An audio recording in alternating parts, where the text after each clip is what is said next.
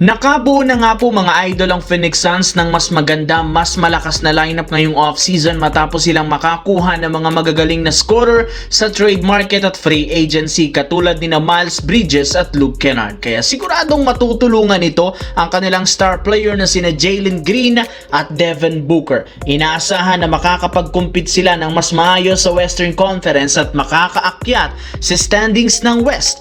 Sa madaling salita, malaki ang expectation sa kanila ng kanilang mga fans at maging ng management. Kaya kung sakaling pumalpak ang kanilang kampanya, sigurado nga pong meron sa kanila agad na matatanggal. At isa sa mga itinuturo dito na posibleng ma-trade ng Suns ang batang player na si Jalen Green na kapag nagpatuloy ang pagiging injury prone nito at pag-struggle nito sa opensa, hindi malabong ma-trade agad siya sa kalagitnaan ng off-season sa February bago pa sumapit ang trade deadline sa susunod na taon.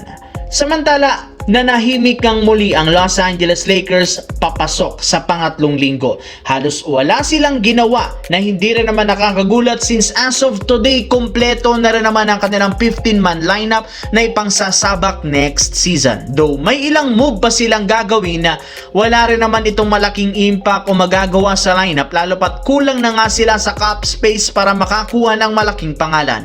Kaya eto ang mismong dahilan bakit nakagawa agad ang head coach ng Lakers na si JJ Redick ng projected starting lineup simula next season. Eto walang iba kundi sina Luka Doncic, Austin Reeves, Quentin Grimes ang kanilang starting center na si Walker Kessler at si Sandro Mamukelashvili na siyang gagamitin nila bilang pamalit kay LeBron James sa kanilang starting lineup. Though napakalayo ng agwat nila sa isa't isa, mapagkakatiwala rin naman si Mamu pagdating sa rebounding, depensa at sa shooting nito sa 3-point line. Samantala, ibinulgar nga na hindi nasusundin ng San Antonio Spurs ang naging hiling ni Dylan Harper sa kanilang team na gawin siyang starter sa susunod na season. Dahil nga hindi i-trade o ipapamigay ng Spurs si De'Aaron Fox, maglalaro pa rin si Harper ng off the bench. Wala nga pong pinagbago ang kanyang magiging role sa team na siyang ikinadismaya ng karamihan sa kanyang mga fans.